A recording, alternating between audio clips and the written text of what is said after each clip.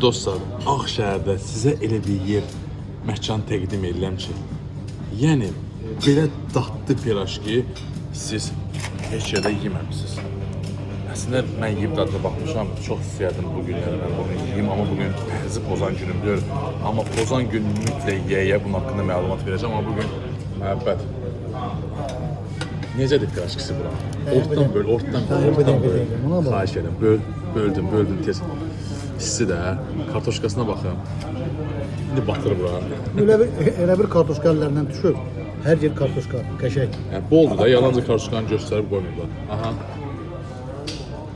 Vibe'ı necədir? Düz denən, bax sən mənə canım, dadlıdır pirajki yoxsa yox. Mən pirajdan yaxşı başım çıxır. Tez, 5 saniyə qalıb.